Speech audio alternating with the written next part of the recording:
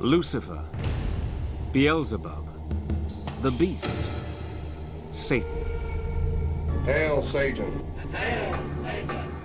When you say Satan to me, I think God. He has been called many names. He has taken many strange and different forms. The idea of God's evil enemy has been around for thousands of years. And it's still as powerful as ever. Evil is real, and it must be opposed. But where did Satan's story begin? Where did he come from? And how did he become the Prince of Darkness?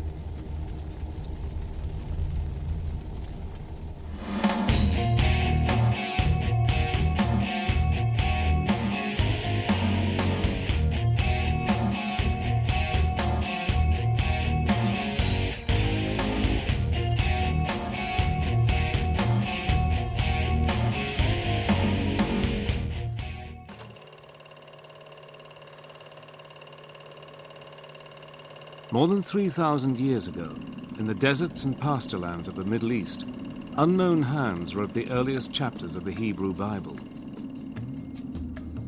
If the devil had a birthplace, surely it was here, somewhere in the book known to Christians as the Old Testament. In the oldest books of the Bible, a character called Satan does appear, but he's nothing like the Satan we imagine.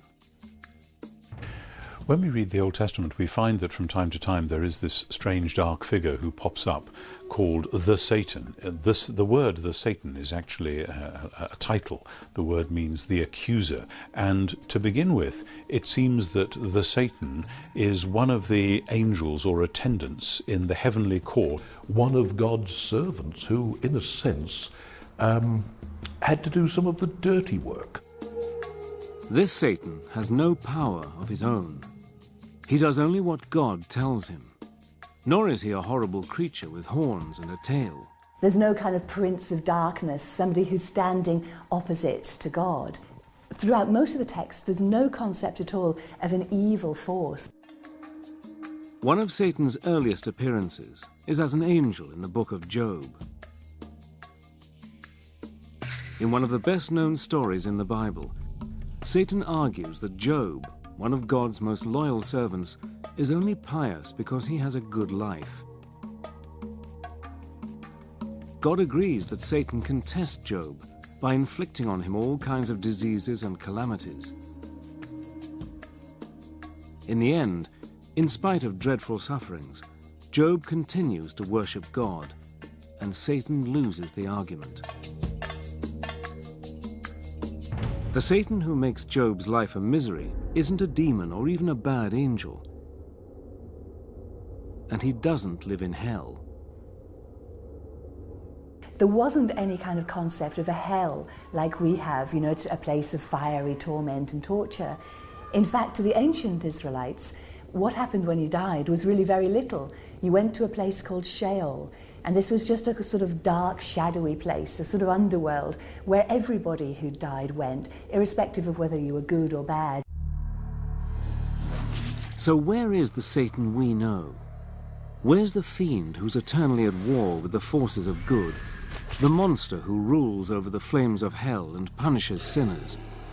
Where is the fallen angel with his legions of demon helpers, tempting humans to do evil things so that he can win their souls?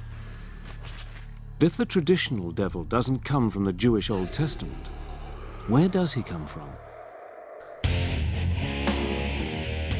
Since human history began, people all over the world have believed in demons and evil spirits.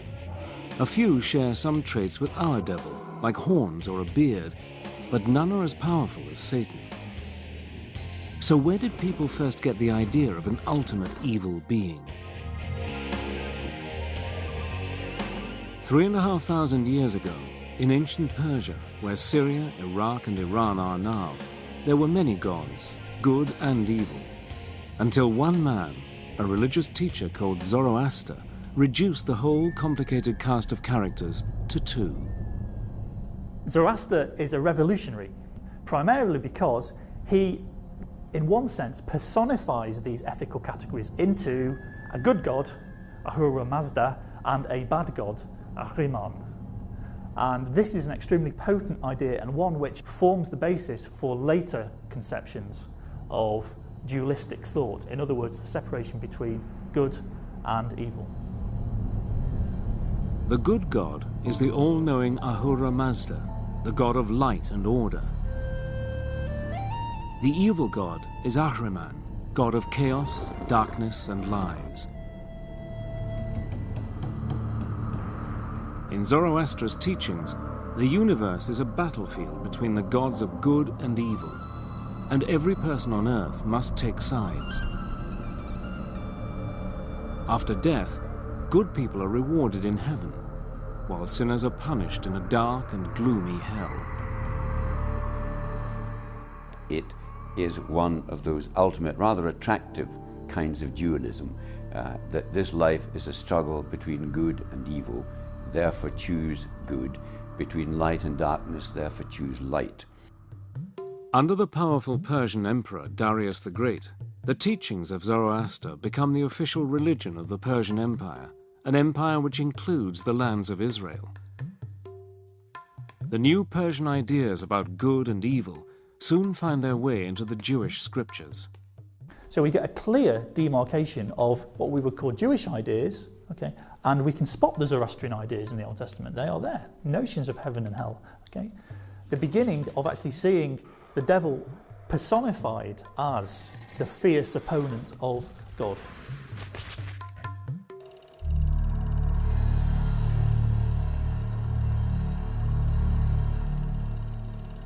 As the Persian Empire in turn is defeated by Alexander the Great, Greek culture comes to ancient Israel. The Greeks introduce a huge cast of gods and goddesses, including one who will shape our image of Satan for centuries. Hades has a black face or black beard. He sits on a throne, often made of ebony, and he wields a two-pronged fork, not for prodding sinners, but for blasting things to bits. To the classical Greeks, the underworld was ruled by Hades, who was the god of the dead. He was one of the Olympian gods, but he seems to have spent most of his time in this dark, shadowy underworld, which is also called Hades. Now, he wasn't a very nice character. He seems to have been very morbid and morose, and nobody really liked him. None of the gods liked him, and certainly no humans liked him. Hades wasn't very likable, but he wasn't evil either. In fact, the ancient Greeks see Hades as a god of justice. They believe that when people die, they go to Hades, and he decides whether they go to a place of happiness or a place of misery. As ruler of the world underground, Hades is also the god of wealth and abundance. In a dim memory of Hades, people have believed for centuries that the devil can make you rich. As well as the brooding character of Hades, the Greeks give the world another familiar ingredient of the devil's story. In a famous myth, Zeus, the greatest of the gods, defeats the winged serpent Typhon and throws him down to Tartarus, the lowest region of the underworld. Over the following centuries, the myth grows into the story of how the angel Satan rebels against God and is thrown out of heaven with all his followers. Satan's allies, the fallen angels, become his legion of demons.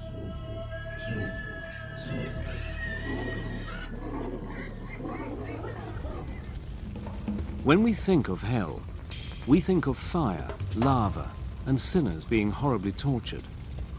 But where did this picture come from? The underworld of Hades doesn't have fire, but ancient Jerusalem does. When we read the Gospels, we come upon Jesus warning people that there is this dangerous fate that might await them, and it's called Gehenna, which was the old smouldering rubbish heap in ancient Jerusalem. And because of the stink of the place and because there was so much in the way of rubbish, periodically it was set fire to, and the fires there would burn for several days, if not weeks. Gehenna was the place where the Jerusalem authorities burned the bodies of executed criminals. Over time, the place came to stand for something supernatural, a spiritual fate that would await the wicked at the end of time. Gehenna was the inspiration for the terrors of hell.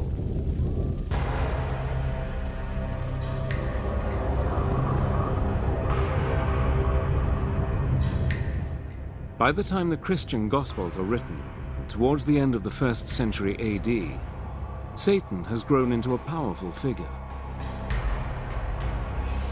By now, Jewish lands are ruled by the mighty Roman Empire. It was a time when the Romans were hated bitterly. To many Jews and Christians persecuted by Rome, Satan is the evil force behind Caesar's throne. In the New Testament book of Revelation, the writer gives Satan one of his most mysterious names, the Beast, 666. The Beast could refer to the Roman Emperor himself. The author of Revelation says that the beast has a human number and it's 666. Now this has traditionally been seen as a reference to the Emperor Nero, and that's because if you take Nero Caesar in Aramaic and count up the numerical values of those letters, it comes to 666.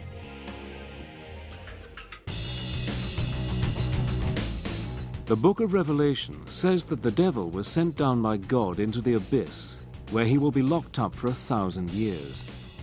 When he gets out, the end of the world will come. An apocalyptic battle will take place as good and evil fight it out to the end. Satan will be let loose and will put up a final attempt to rule the world. This is kind of the dragon of chaos back again. This is evil opposed to God. So it's drawing on very, very ancient cosmological speculation, not so much from Judaism itself, but from the surrounding areas, particularly the Persians. So what does the devil look like at the dawn of the Christian era? Often he's got black skin and hair, like Hades, ruler of the underworld. His wings echo the story that he was once an angel, although they look more like the wings of a dragon. For thousands of years, the dragon was the symbol of an evil force. And it's from the dragon that Satan inherits his taloned feet.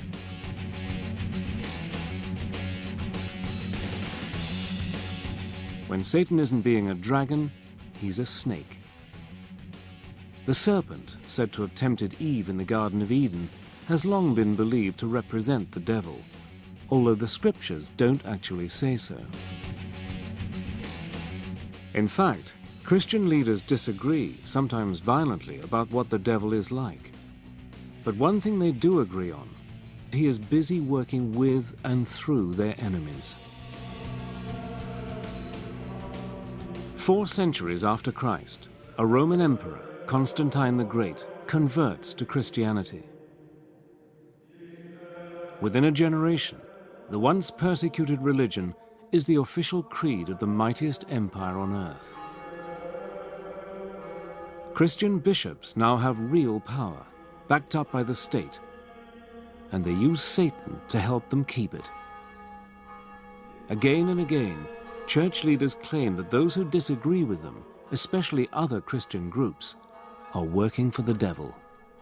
As Constantine made it the state religion and a state church and an established religion, what Constantine and his immediate successors found hardest to put up with was heresy. Catholic theologians would have said that because heretics didn't believe the correct Catholic faith, they must be worshipping the evil one instead, God's enemy. The logic is relentless. It's us and them. If you're not with the church and the empire, you're with Satan. It's a short step for the church to demand that heretics be put to death. The first executions come 450 years after Christ, Over the following centuries, the numbers of people killed for supposedly working for Satan grows to many tens, possibly hundreds of thousands. Under the protection of the Roman Empire, the Christian religion grows quickly.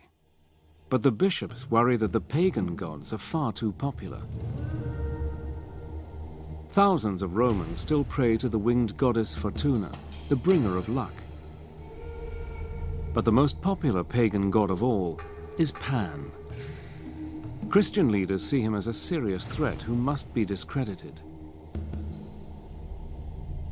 Let's think of the case of Pan and in Arcadia, and he becomes a sort of demon, whereas he was actually a very benign god of music and happiness and lovemaking and altogether to be admired, but becomes a goat-legged demon, a satire, in the later Christianized versions of it. Satan now adopts Pan's best-known features. He becomes an ugly, leering beast with horns on his head. His body is hairy, and he has Pan's cloven hooves, although sometimes he keeps the taloned feet of the ancient dragon. So outlandish has he become that he often has a second face on his belly. One of the greatest thinkers of the early Christian church is St. Augustine.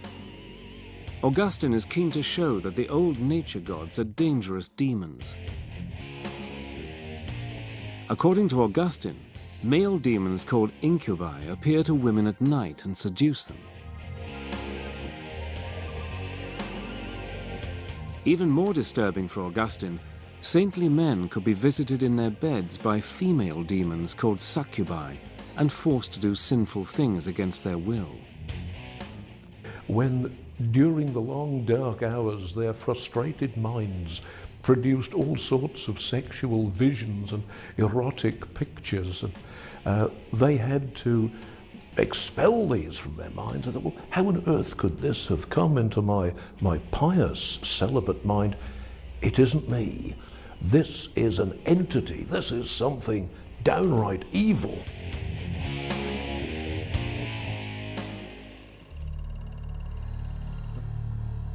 By the Middle Ages, after 1,000 years of Christian teaching, the Church has persuaded its followers that the devil and his demons are real, and that Satan is a powerful enemy. The problem is that some Christians take the idea a lot further than the bishops want. Some branches of Christianity did see the world itself as created not so much by Satan but by a lesser evil god. And so for them, of course, everything to do with the world, with matter, with human flesh, was seen in negative terms. We do find the emergence of something called Gnosticism. Gnostic Christians carried with them this very clear notion of a good God and a bad God. There's the good God who created everything spiritual, and there's the evil God who created everything physical, which means that everything that you can see or touch or sense with any of the five senses is actually coming from the evil God. One group which is taking enthusiastically to the Gnostic idea of good and evil is the Cathars of southern France. To the Cathars, all material possessions are evil and belong to the devil. For a church now wealthy and powerful, this is an uncomfortable, even dangerous teaching. The common people loved and admired them, called them les bonhommes, because they were healers. When the Cathars went around doing good, as they most certainly did, feeding the poor and healing the sick, so they were teaching people to avoid marriage, to avoid procreation, because all you will do if you have a family is to bring that new child into this decadent, evil, physical world where we should all be concentrating on spirituality. If you were Catharist, then you were actually in league with Satan. To question the Church was to question God. Pope Innocent III announced a crusade against the Cathars. He tried to convert them back to Catholicism. That hadn't worked. The only thing he could do now was kill them. The crusade against the Cathars, launched in 1209, turns into a brutal 45-year war. At least 100,000 people die, partly for saying that Satan is even more powerful than the Church says he is.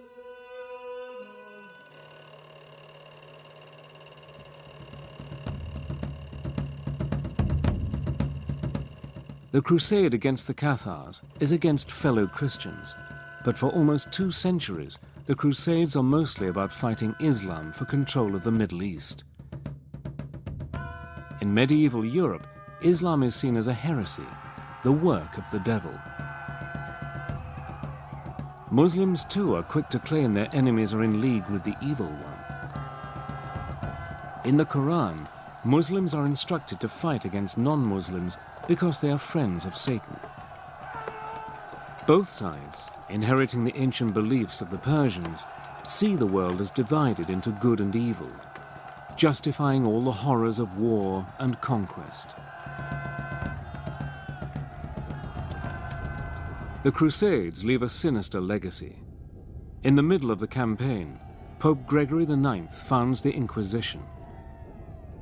Controlled by the Dominican Order of Friars, the Inquisition's job is to find heretics and hand them over to local princes for punishment. The Inquisition gave people plenty to be frightened of.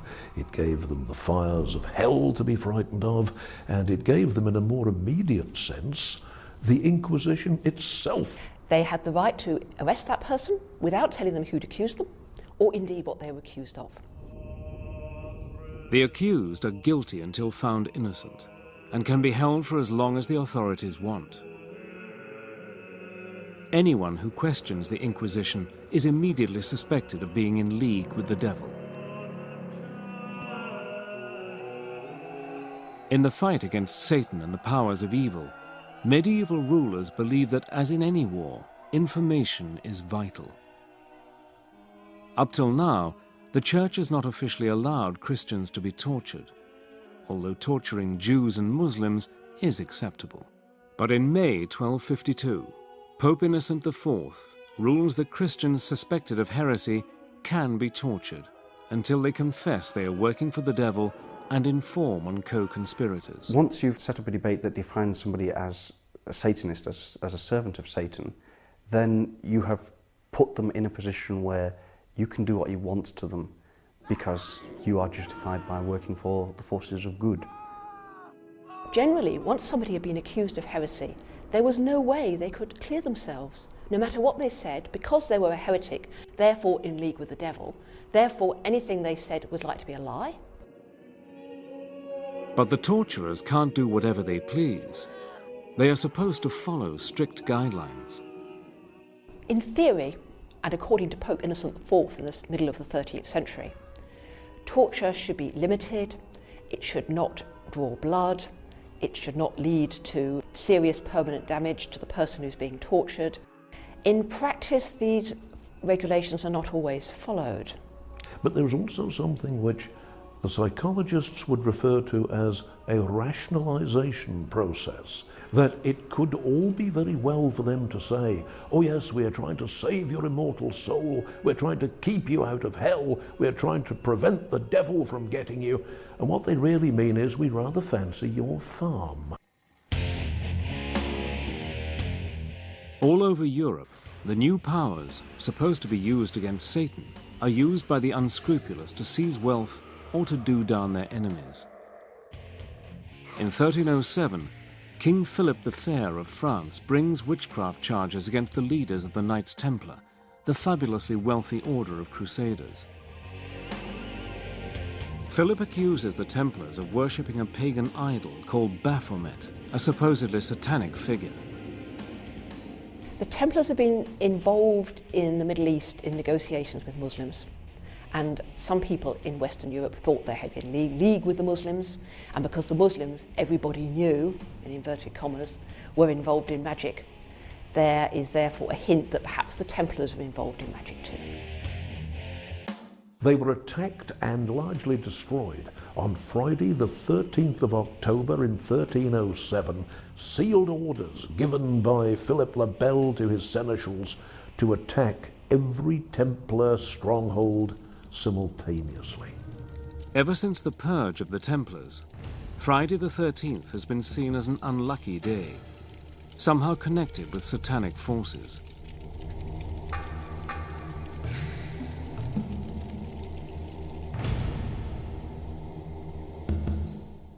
In 1320, the war against Satan is wound up another notch.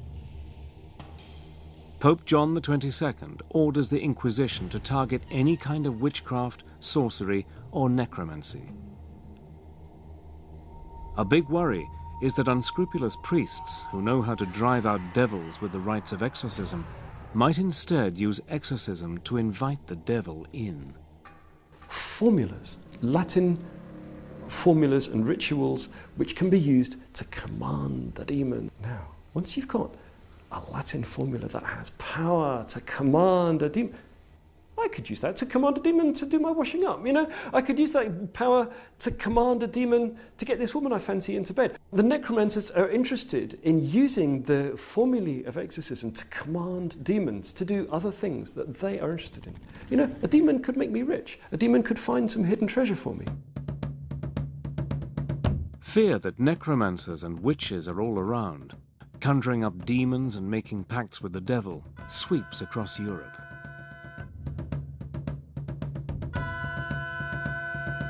One of the first cases investigated by the Inquisition is in the Irish city of Kilkenny. In 1324, in a dispute over inheritance, one of the richest women in the town, Dame Alice Catala, is accused of witchcraft, heresy, and of having a demon lover called Robin. Alice Catala, a landowner in Kilkenny who had several husbands, so her stepchildren brought a charge against her that she'd poisoned her previous husbands in order to obtain the land, and she'd poisoned or killed them otherwise through witchcraft. Alice manages to escape to England. Her unfortunate servant, Petronella, is tortured and burned at the stake. The campaign against necromancers, sorcerers, and witches lasts 300 years and kills between 60,000 and 300,000 people. The vast majority of the victims are women. Women were thought of as being more prone to the devil, more likely to sin, more likely to be led astray. They were also thought to be less intellectual than men. Women were seen as closer to animals. And part of this was that they were more susceptible to temptation, that they were more easily seduced by material gratification. As the Inquisition goes about its grisly business, rounding up suspects and interrogating them, many clerics and lay people worry that it's all guesswork. Perhaps they're missing even more witches than they're finding. But how can you tell who is one of Satan's helpers? What you need is a standard test. In 1486, two German Dominican monks publish a textbook for inquisitors called Malleus Maleficarum, the Hammer of Witches. The book contains a clever catch-22. Not only is witchcraft heresy, not believing in witches is heresy as well.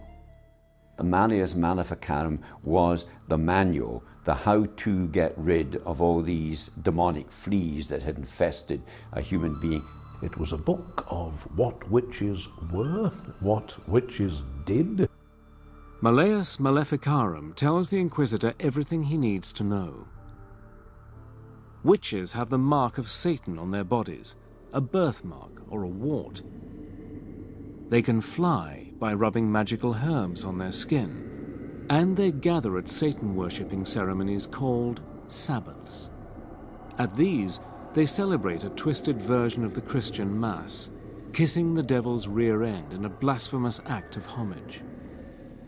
Certainly there was a fear at that time, which was why Malleus Maleficarum sold so many copies and ran through so many editions and is still in print. 30 years after Malleus Maleficarum was written, Martin Luther leads the Protestant Reformation, splitting the Christian Church in two. Each faction, Protestant and Catholic, claims the other is in league with the evil one.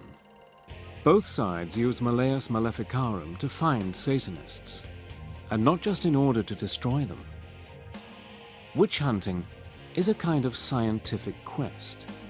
The idea is, if you can understand witches and the devil, you can fight them.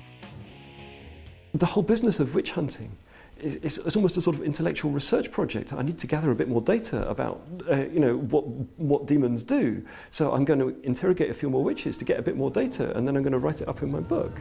The cutting edge of scientific inquiry. Right across Europe, hysteria about Satan sweeps Protestant and Catholic countries alike.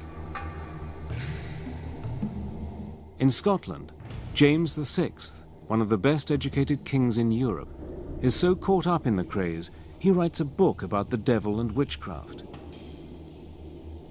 Called Demonology, James' book sets out to prove that Satan-worshipping witches are everywhere, and that they are the gravest threat to the security of the state. He surrounded himself with advisors, and mainly religious advisors, who would protect him from the demons that he feared so much. He saw it everywhere. Well, James was certainly quite militant about this. He thought he was fighting a war. Even as James leads the fight against the devil and the forces of evil, the devil is helping James to keep his crown. James can always point to the figure of Satan and say, if it weren't for me, look who would be ruling in my place. Although this is quite frightening, it's also in a way quite gratifying for James. One of the witches who was interrogated was asked, why is the devil attacking our king? And the witch who was confessing allegedly answered, this was what was recorded anyway in her confession, the devil is doing this because King James is the greatest enemy that the devil has in the world.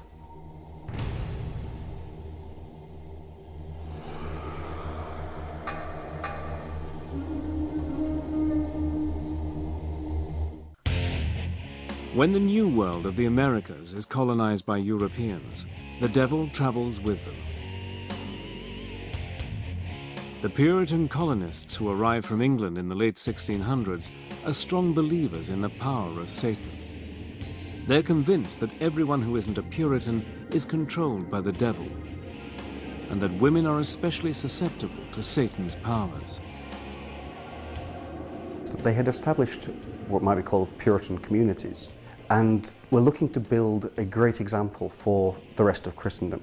If you were enjoying yourself, or if a group of you were singing or dancing or having a drink, then those who were opposed to that kind of fun were quite certain that Satan was filling the glasses for you. In 1688 in Boston, an Irish laundrywoman called Mary Glover is accused of bewitching the children of one of her customers. Proof of her pact with the devil includes several rag dolls found in her house. Mary Glover was Irish and a servant. Her first language was Gaelic, and one of the tests to prove that you weren't a witch was to speak the Lord's Prayer. The linguistic difficulties meant that she couldn't speak the Lord's Prayer without, as they saw it, blaspheming. She was hanged as a witch in 1688.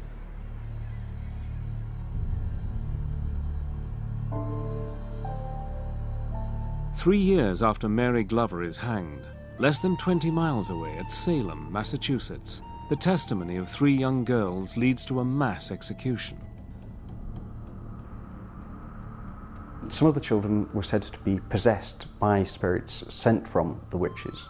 And so when they were standing witness, They were performing being possessed.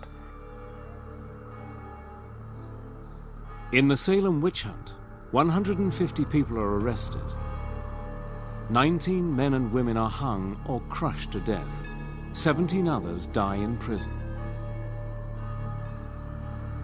In an ironic twist to the story, the Salem jury later apologized, blaming the devil for their mistake.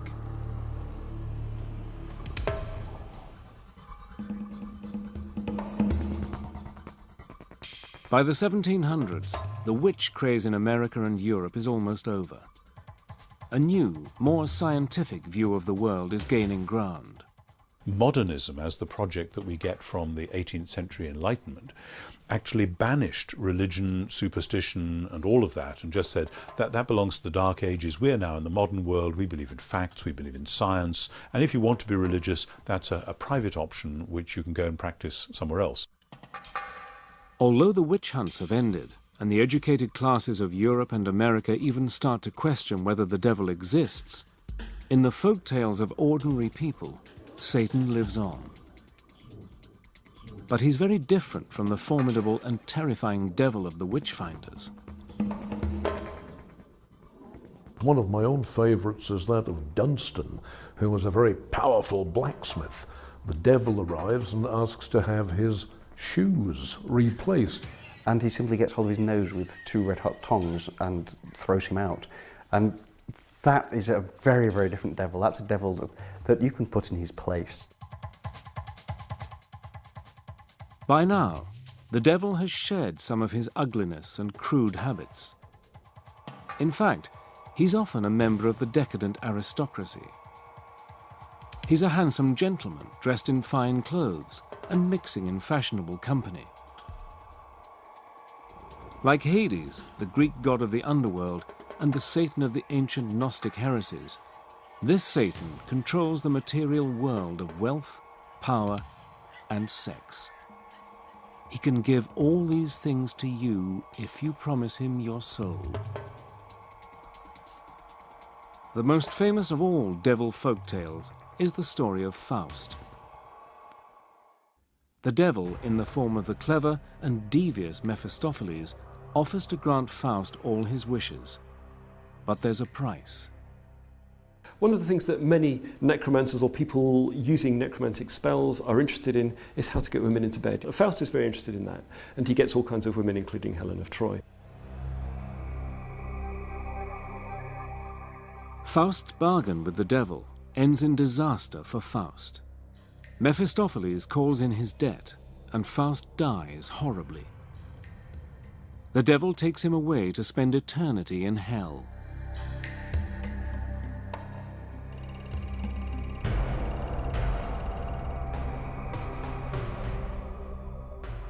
As the power of religion fades, and the age of popes and kings gives way to the age of revolution and democracy, a new devil arrives on the scene. This devil is utterly different from the treacherous fiend of Christian tradition. He is a tragic and lonely figure, a hero battling against tyrannical authority in the shape of a cruel and overbearing god.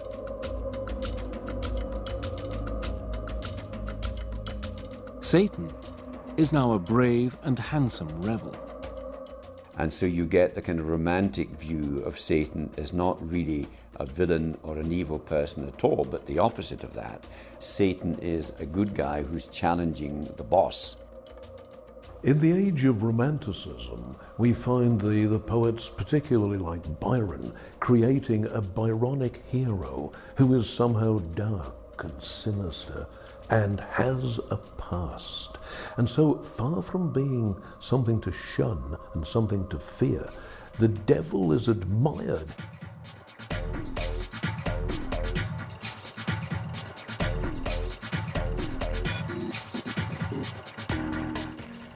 With the 20th century, the devil's fortunes take a turn for the worse. No longer feared or admired, he becomes a figure of fun. He even joins the world of commerce, helping to sell products from wine to chocolates and beer. In the age of marketing and the consumer society, Satan can bring the lure of the forbidden to a tired brand. It's a long way from an apocalyptic war between good and evil. It has been a hallmark of the 20th century for the devil to be treated as a figure of fun. We find the devil is neither better nor worse than the people he's dealing with, and he's just a man among men.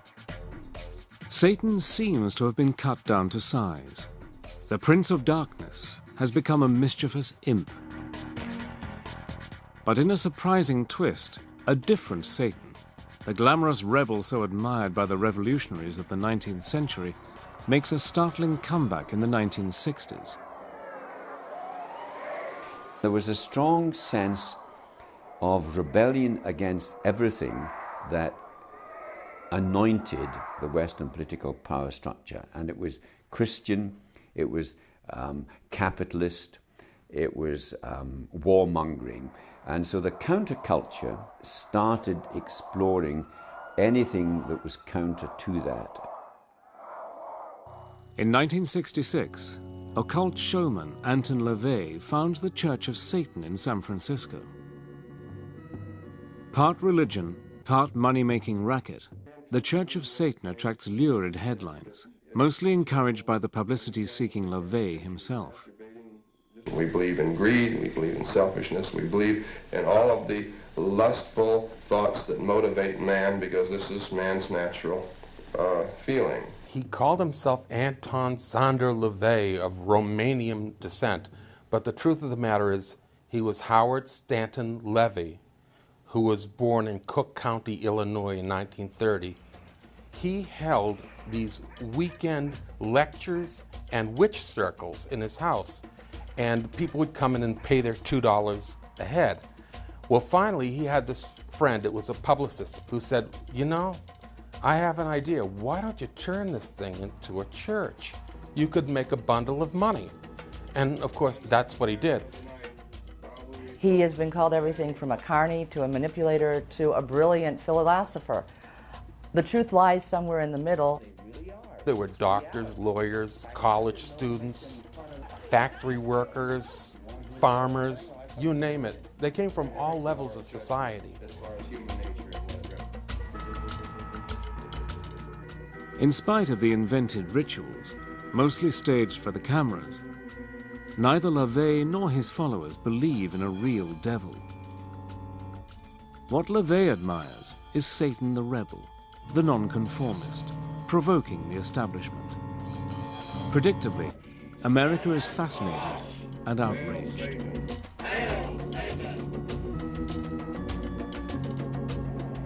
In 1967, the 60s fascination with the occult, spearheaded by LaVey's Church of Satan, gets a powerful boost from Hollywood. The film Rosemary's Baby, a dark tale of devil worshippers in Manhattan, is a massive and unexpected hit. In Roman Polanski's masterpiece, the heroine's innocuous neighbors are part of a satanic conspiracy to help the Prince of Darkness father a child who will rule the world. In Rosemary's Baby, Satan triumphs in the end. But the Christian backlash to the story comes in the 1973 blockbuster The Exorcist. This time, the devil, who has possessed a young girl, is defeated by the forces of good in the shape of two priests. The old belief that women are especially susceptible to satanic influence is revived 2 centuries after the Salem witch trials. We would be seriously in error if we were to underestimate the power of Hollywood. I think the biggest impact was probably around the time of The Exorcist. I know many people I've talked to about the movie, especially those raised in a Christian household, who are very frightened by it, very upset. It's the war between good and evil, but evil is in a whole new dimension, and it's very personal. It made being possessed almost fashionable. The numbers of people who were seen to be possessed just took off. I've been invited to exorcise people who were convinced they had a demon, and you will get people who put them through it. and it can be very violent and very dramatic and very expressive, but it can really flip someone into serious, serious ill health. Hollywood's discovery that fortunes can be made with stories of possession and devil worship stokes the fires of a paranoia that has lain dormant since the days of the witch trials. In the 1980s, stories about a vast conspiracy of organized Satanists sweep the media. Known as the Satanic Panic, Christian groups allege mass satanic abuse of children and tens of thousands of kidnappings. Part of the Satanic Panic started with accusations of satanic ritual abuse. Groups of people who declared themselves as Satanists were believed to be taking people and children and damaging them. There were all kinds of dark suggestions about children disappearing and about child sacrifice and ritual murder. Although hundreds of people are arrested and imprisoned, when the FBI finally launches a full-scale investigation in the United States, it concludes that the satanic abuse allegations are all groundless.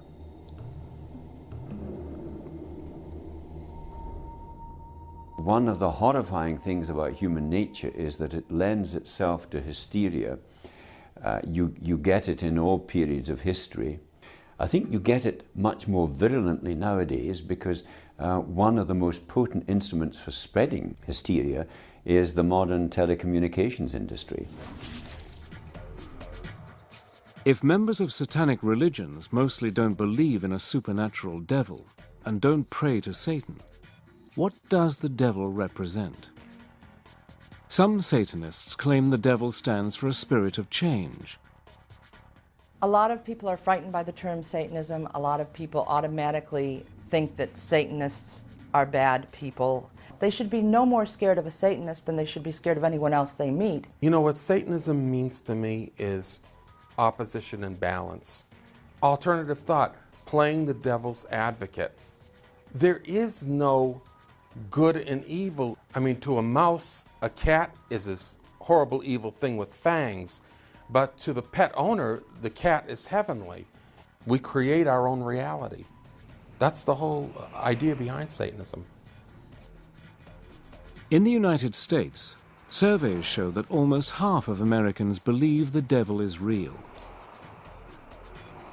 Even non-religious people instinctively divide the world into good and evil, the opposing principles taught by Zoroaster to the ancient Persians. If anything, recent events have made that belief even stronger. In September 2001, the massive terrorist attacks on the United States which destroyed the World Trade Center shocked America to its core. To many, it seemed as if sinister forces had gone on the offensive.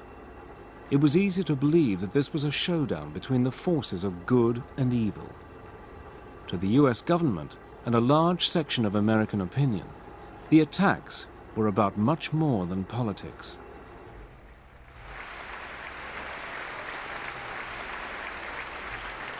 We've come to know truths that we will never question. Evil is real, and it must be opposed. You're either with us or you're against us. And if you're against us, by and large, you're going to be working hand in hand with Satan. It was Reagan that talked about the evil empire. Bush talks about the axis of evil. It's classic, ancient, dualistic thinking. In the wake of the 9/11 attacks, President Bush gave the job of catching Osama bin Laden, the man responsible for the atrocity, to Lieutenant General William G. Boykin. But according to Boykin, America's real foe isn't bin Laden. In the general's words, the enemy of the US is a guy called Satan. Since 2001, the draconian measures taken by the US and other governments in the war on terror are uncannily like those of the war on Satan of 400 years ago. Imprisonment without trial, secret hearings, anonymous tip-offs, and torture. We are seeing a similar willingness to to justify mistreatment, to justify the removal of rights, the justifiable use of torture against the perceived enemy in the war against terrorism. If you're fighting a war against evil, what begins to happen, I think, is that you end up by turning into the evil that you're fighting.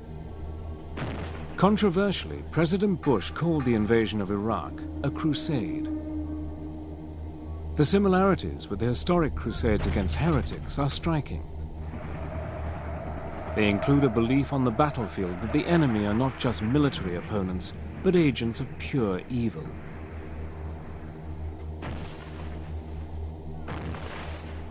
In November 2004, as US forces launch a massive attack on the Iraqi city of Fallujah, a senior Marine officer, Lieutenant Colonel Gareth Brandle, makes clear who he thinks the enemy is.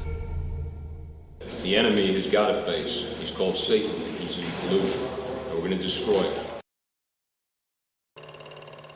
It's embroidery, it's myth-making, it's poetry. It can be good fun, except that it has produced great evils. A human invention, but one that's rebounded on us because it's given us permission to do terrible things to each other, which is why I think that we should close hell down and finally banish the devil and get rid of him.